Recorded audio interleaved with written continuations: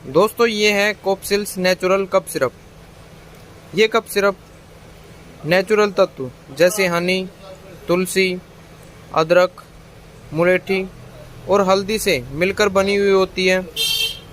इस cough syrup का use मुख्य रूप से गले में खराश होने पर, खांसी होने पर और सर्दी जुकाम के लक्षणों में किया जाता है।